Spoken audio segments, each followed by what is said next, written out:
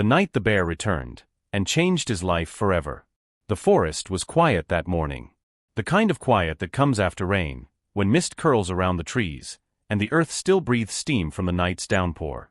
For 78-year-old Walter, this silence was nothing unusual. He lived alone at the edge of the wilderness, where the river bent wide and the world felt more animal than human. His only companion was Bramble, an aging shepherd dog whose loyalty was as steady as the ticking clock in Walter's cabin. But on that morning, Bramble was restless. The dog's ears twitched, nose pressed into the damp grass, tail stiff with suspicion. Then, without warning, Bramble darted toward the tree-line, barking sharply. Walter groaned, leaning on his walking stick. "What's got into you, boy?" he muttered, shuffling after him.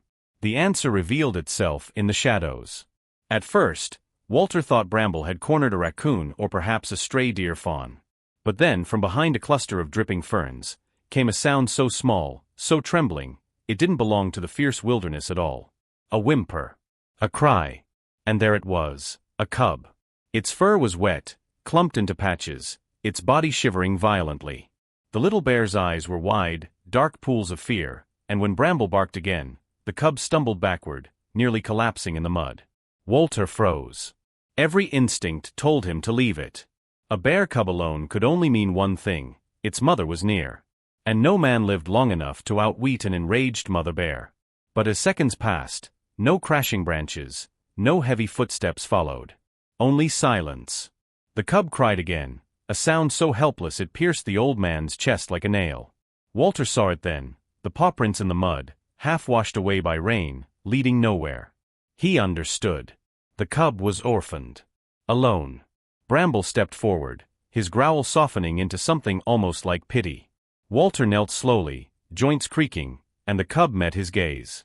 For one heartbeat, man and bear studied each other, two lost creatures in a vast forest. And in that moment, against every rule of nature he had ever known, Walter whispered, "Come on, little one. You'll freeze out here." The decision was made. A single choice that would bind their lives forever. As Walter lifted the trembling cub into his arms, Bramble circled close, wagging his tail now, as if he too had accepted this stranger into their small, fragile family. The river murmured nearby. The forest held its breath. And none of them, not man, not dog, not cub, could know what destiny had just been set in motion. Walter's cabin was a modest thing, built of weathered pine, tucked against the curve of the river. Smoke curled lazily from its chimney as Bramble pushed open the door with his nose, leading the way inside. The old man followed, carrying the cub against his chest. The warmth hit them instantly, the crackle of the fire, the smell of wood smoke and damp wool.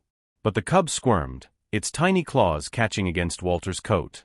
It didn't trust this place, nor the hands that held it. Wild eyes darted around the room, searching for an escape. Walter set it down gently on the braided rug. The cub immediately backed into a corner, pressing itself against the logs stacked by the hearth.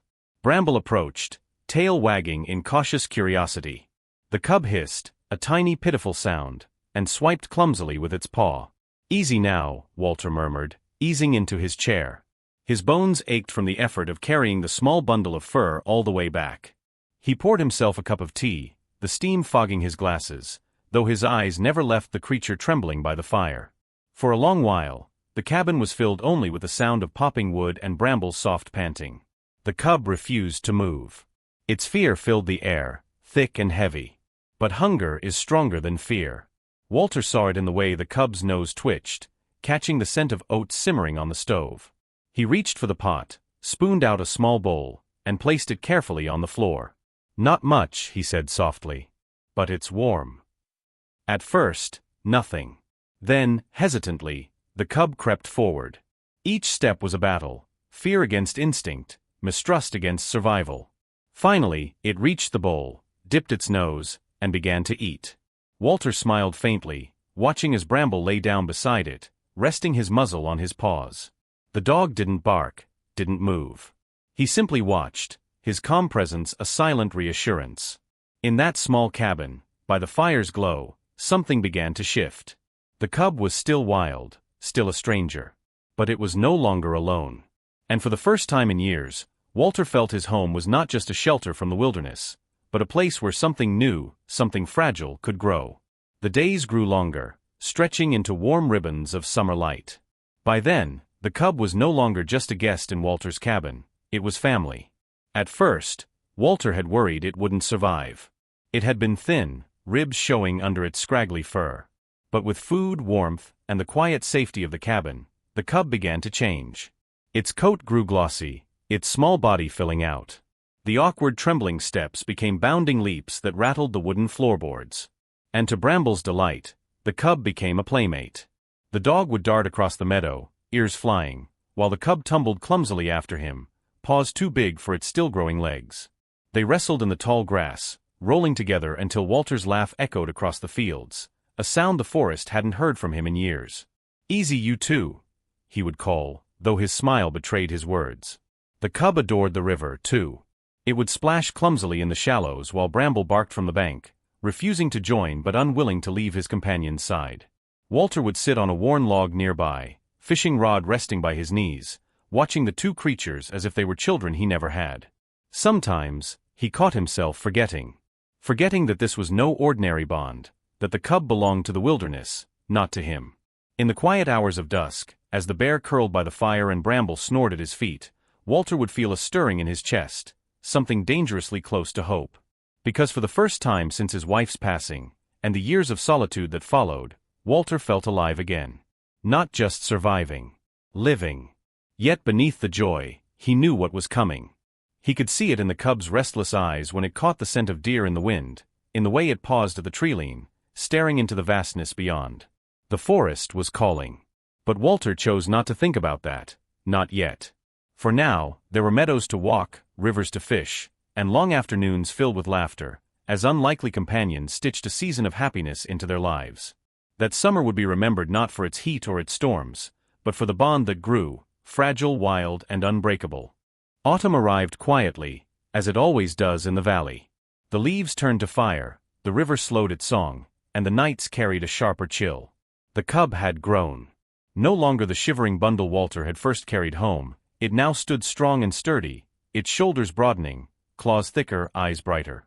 It still wrestled with Bramble in the meadow, but the games had changed. The cub was faster now, heavier, and Walter could see the worry in his dog's tired legs. The forest was pulling at the young bear. Walter noticed it in the small moments, the way the cub would pause, nose raised to catch a scent only it understood, how it wandered farther during their walks, staring into the distance as though listening to a voice carried on the wind. One evening, as the sun bled gold across the horizon, Walter sat on the porch, pipe in hand, while the cub lingered at the edge of the trees. Bramble whined softly at his feet. "You hear it too, don't you, boy?" Walter said, his voice low. The dog's ears flicked, but his eyes stayed fixed on the bear. The cub turned back to them, to the cabin, the firelight flickering through the windows, the man and the dog who had become its world. For a moment, Walter thought, hoped, it might stay. But nature doesn't ask. It calls. And the wild doesn't wait for permission. The next morning, the cub was gone. Walter woke to silence. No thudding paws across the cabin floor, no heavy body curling against the hearth. Just the faint imprint of fur on the rug where the cub had slept. Bramble searched the fields for hours, barking, whining, circling back with empty eyes. Walter didn't follow. He sat on the porch, hands clasped tightly around his cane, staring at the place where the meadow met the trees. His chest ached, though he told himself he'd always known this day would come. Still, when the first snow fell weeks later, and the cabin felt unbearably large and hollow, Walter would whisper to the empty room, "Take care out there, little one." And though he tried to bury it beneath chores, seasons, and silence, the truth weighed heavy in his heart. He had not just lost a cub. He had lost family. The years rolled on. Winters turned to springs, and summers into autumns again. Bramble grew older, his muzzle graying, his once playful leaps slowing into gentle trots.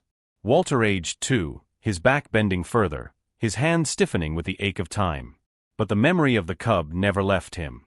Sometimes, walking by the river, Walter would glance into the trees and almost expect to see that familiar shape bounding toward him. Sometimes at night, he swore he heard distant rustling, too heavy for deer, too deliberate for the wind. But when he looked, there was nothing. Only the forest, eternal and indifferent. And then came the night of fire. It began with the smell of smoke, sharp and bitter, seeping into Walter's cabin.